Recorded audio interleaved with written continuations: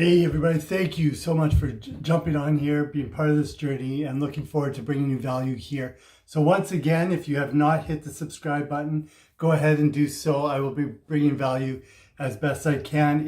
So 3/4 of our planet is covered by it.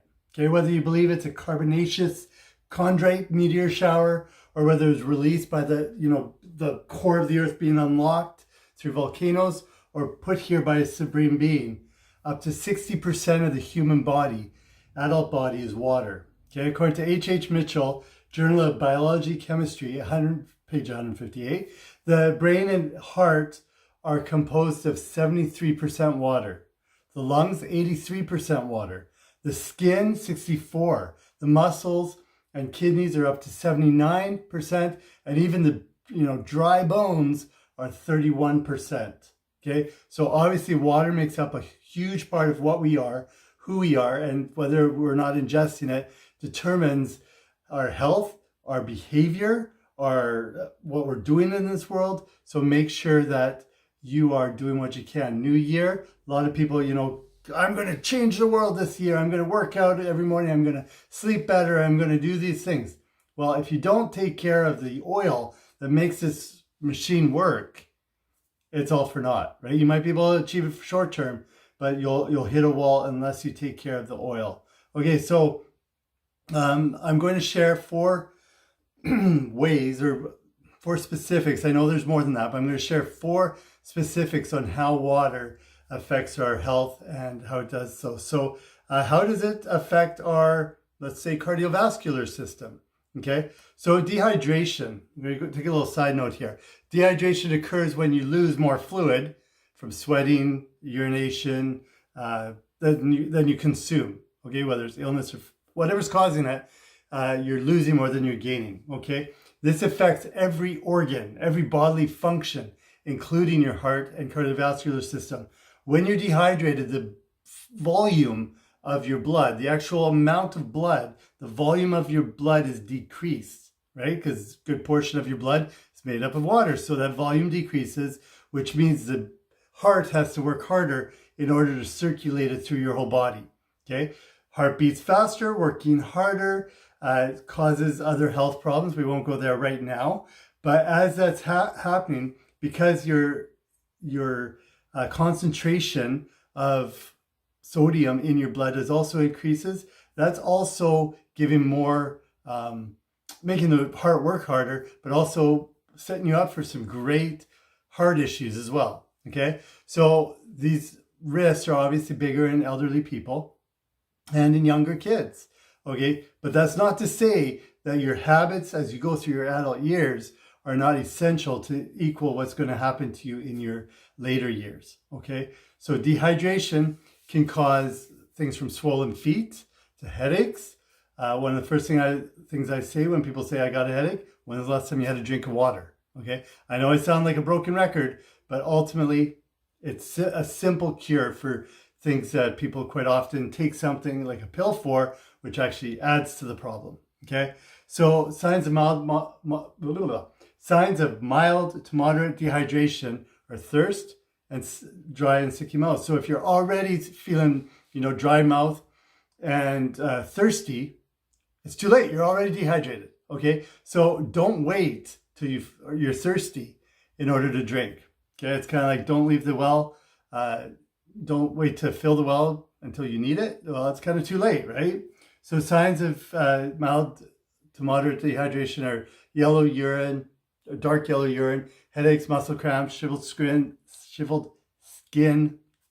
irritability, not being able to talk, rapid heartbeat, and rapid breathing.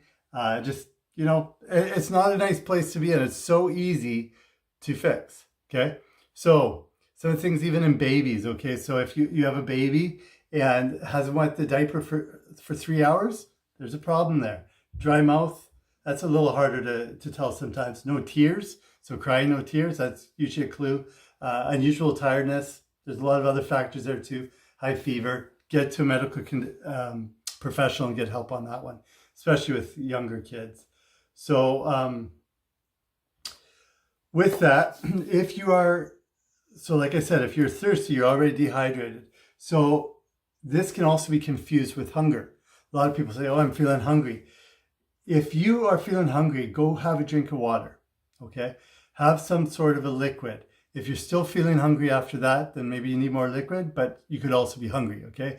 But if that first inclination is, oh, my stomach's empty, I'm going to go get food, that maybe you don't need food. And that's what leads to other health issues as well, right? So make sure you have that hydration taken care of first, and then we can build on that. Okay, drink proactively. I suggest first thing you do when you wake up, nice tall glass of water, okay? I usually do about room temperature. I don't do ice. I don't do those other things. We'll talk about this in a second, but some people have actually said that your heart rate will actually go up a little bit if you drink cold water because it's trying to regulate your temperature. The amount it goes up is not a whole lot. So I do lukewarm water or room temperature because then I absorb it better, okay? And then each meal of the day, make sure I have a nice tall glass of water. And then in the evening, I've been doing it lately, too close to bedtime. I get up during the night to use the washroom, right? So maybe scale it back a little bit. But ultimately, if you do those 5 times a day, then you will be pretty close to what you need, especially if you got a nice tall glass of water.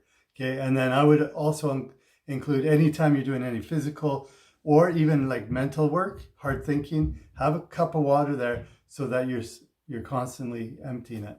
Okay, if you live in a hot climate, increase this even more. Okay, for women, they say about 11 cups or 2.7 liters is the average fluid intake. Okay, again, that's going to fluctuate depending on your environment and your lifestyle. For men, about 15.5 cups is what they're saying.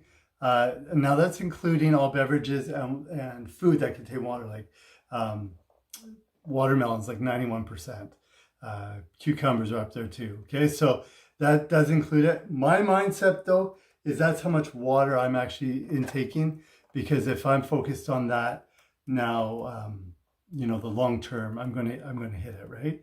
So I know some people are like, well, I can't drink water. Just there's no taste there, right? I need to put something in it, or I need to have my fluid in coffee or pop or some other way because I just can't drink water. Well, I have something that is amazing that I add to mine. It helps my brain function and everything else. Hit me up if you want more information on that. But if you do an additive to your water, make sure that it's not like a lot of those additives are really sugary, right? So make sure that what you're putting into the water so that you take in the water is not hindering your other goals. Okay, so if you're increasing your calorie intake, that could be a problem, right? If you're increasing your sugar and you have diabetes or other sugar balance problems, that could be a problem too, right? So whether it's a tea bag, whether it's lemon, whether it's lime, whether it's a wee bit of honey, whether it's a wee bit of something to sweeten it, that's your call. But get in the habit of, if you're feeling hungry, have a drink of water. If you're having a craving for sweets, that's my cookies. My daughter makes amazing cookies. And it's hard. They're soft, they're textured, they're just yummy. So I have a hard time saying no to them. So what I've been doing lately, and it's working for the most part, is if I get a craving to go have a cookie, I'll have a glass of water first. And most times it distracts me enough that I can say no. And then that way it helps me with my, not weight loss, but my physical goals, okay? Caffeinated drinks such as coffee and soda, they can contribute to their water intake, but the problem is caffeine is a diuretic, okay? So alcohol is also a diuretic, which inhibits the body from absorbing water. So you could be chugging it back, but it's not absorbing. So I do stay away from caffeinated drinks, coffees, sodas. My go-to is water, the good old pure water, okay? And I know some people live in cities that the water is not drinkable or the flavor is so bad that you got to add something to it. Do what you got to do. But I would suggest staying away from caffeine, sodas, sports drinks, because a lot of them are just sugar. Unless you need the electrolytes, and make sure you're doing the right sports drink, not energy drink. Energy drinks are just, again, stimulants, so stay away from those, I would suggest. Okay? Use your brain, basically, okay? Don't go out of habit. One of the reasons that we're human beings is that we have a delay between the stimulus and the response. And what we do with that time equals our future, equals our standard of living, equals our quality of life, okay? So use that space to take care of this body, because you only have one of them, unfortunately, right? So, okay, so back on track here. So some people require more water, some people require less, depending on activity level, your age, your body size, obviously, how tall you are, how short you are, the temperature where you live, the humidity where you live, where I live on an island in the middle of the ocean, or whether you live in the Savannah Desert. Obviously, it's going to change. Sun exposure, if you're inside all day versus if you're working outside, that's going to change your health status. If you're fighting illness, if you're fighting a stuffy nose or any illness, chug that water, okay?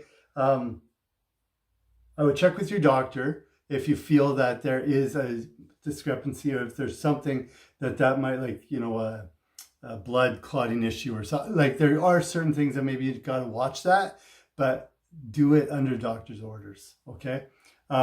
Drink at least 1 8-ounce glass with water. I would suggest more. I would start drinking water at the beginning, okay? If you go to a restaurant, have water first too, so that you don't overeat. Chances are, if you have enough water and enough calories for your food and enough nutrients in those calories, you won't need dessert because you'll be comfortable. Okay, start going for comfortable, not full. Carry a reusable water bottle around. Make sure you're washing it good. Drink extra water during physical activity, obviously. Keep a glass of water near the bed. My concern with that, I started doing that, and my concern with that is being up during the night to go to the washroom, affecting my sleep. So play with that one. Eat lots of soups, okay? If it's cold where you are right now, eat lots of soups. That will add to your water intake, okay? Increase your vegetables that have high water intake, vegetables, fruit, those sort of things that have high water content, okay? Number 2, how does water keep muscles and joints working well? Well, muscles are right there, and they need blood, right, to work healthy, and the cells need water in order to grow. And basically every function, every chemical reaction in your body needs or relies on, directly or indirectly, water. So you need to make sure it's supplied with that water. Without enough water, your muscles won't get enough electrolytes. Your strength and your control, your muscular control, is affected, and you won't be able to build muscle such as you would if you kept the proper amount. Okay, it is the ultimate basic in every circumstance. It's what keeps us lubricated and working. The synovial fluid. So in your joints, you have the synovial fluid, that cushions the joints and the cartilage. Okay, so if there's no water, obviously that's going to start causing some issues. Joint pain automatically comes from that, or whether it's autoimmune issue that's causing the rheumatoid arthritis, or whether it's like an osteo where it's just wear and tear. A lot of the medications that we get from the doctors, and I'm not saying anti-medicine, but if there's something you can do to stay away from surgery and to stay away from medicine, do it. Because a lot of the medicines, a lot of the pharmaceuticals that are out there, they actually affect whether or not we're able to absorb water, and also have a lot of other undesirable side effects. I had some issues with my shoulder, and what they were going to prescribe me would have, I'm not going to go into detail here, but basically my life would be very different. My family, my kids would be very different if I had gone for that. So I'm so grateful I didn't. Okay, so depending on your gender and lifestyle, it depends on how much water you need, but everything comes back to making sure you get enough. Kidney infections come from, other factors, of course, but if there's enough water in there, it's flushing things through fairly efficiently, okay? Joint pain, again, happens that. So if gout, that's one of the issues with sore joints as well, right, is gout. And having enough water, I have a fact here I wanted to share. Having enough water excretes everything, okay? Because gout comes from high levels of uric acid. So if we're able to secrete it, then the chances are less. Now, a lot of those things are caused by high fish or meat diets and alcohol, okay? So I'd stay away from alcohol, fish and meat. I'm a believer of balance. So don't have it 5 times a week, but yeah, make sure you're balanced, okay? Dehydration will affect the effectiveness of how your kidneys work. So that leads to a lot of those things, okay? So your flexibility of those joints also will lead to joint issues, joint injuries and cause inflammation and bursitis and bursa, which is a fluid sac. Again, water helps all those systems to move for prevention and also for healing, okay? Boost your immune system, promoting a quick recovery, okay? So water. Clears toxins. Okay, as a teenager, I did all sorts of things. I drank vinegar. I put porridge on my face, put all those sort of things to make my complex nice, because nobody wants zits, right? All I had to do was drink more water. And I mean, I know there's different chemical things going on in different teenagers' bodies, but ultimately, if I had just upped the amount of water I drank, I wouldn't have had the same amount of problems that I had. So water does so much more than quench your thirst. It regulates body temperature, lubricates your joints, aids digestion, nutrient absorption. So other nutrients, in order for you to absorb certain nutrients, they need certain things to already be there. Water helps with that. Detoxifies by getting rid of the waste products. Your body cells must continuously be repaired to function optimally, and it needs water in order to do this, okay? Water transports waste products out. If you don't have the water to transport it, it gets stuck, okay? So lastly, weight loss. I know I touched on this a little bit, but drinking water helps boost your metabolism. It cleans your body of waste, so you feel better, so you're able to move and exercise better. Your joints are better. It acts as an appetite suppressant. Like what I said, drinking instead of going for a snack, drinking instead of even not going for a snack, but even drink some before you're eating a meal, so that you are eating for nutrient content and not just to fill up, okay? When the stomach senses it's full, it says to the brain, stop, I don't need any more food, right? So water can help fill up the space in the stomach to help reduce that hunger, okay? Person might also think they're hungry when they're actually thirsty, which we talked about. Reason I'm repeating it is I know some people didn't get it the first time. So make sure that you're drinking enough water and using it as a tool as well, okay? So this kind of rocked my brain a little bit, but dehydration can also lead to constipation. Well, one of the ways to take care of constipation is to drink more water. The opposite is true as well. If you have diarrhea, drink more water. It'll help things balance out, which is kind of opposite because you're getting rid of fluids, right? But that kind of makes sense, because if you're getting rid of fluids, you need fluids to make things happen, right? So making sure everything stays hydrated, stays balanced, water is the key, okay? And water, I just go water. I don't go energy drinks. I don't do those sort of things. Now, what I add to the water is a activator, so it gets my other systems working. So some people might say that it is a supplement because it supplements anyway. Be careful, be educated on what you're putting in your body. That's all I'm saying, okay? Water is necessary to burn fat. Without water, the proper chemical reaction cannot metabolize. I have a hard time speaking today. Stored fat or carbohydrates, okay? Water gives us the energy to be able to work, the focus to be able to work out. So it keeps fatigue away.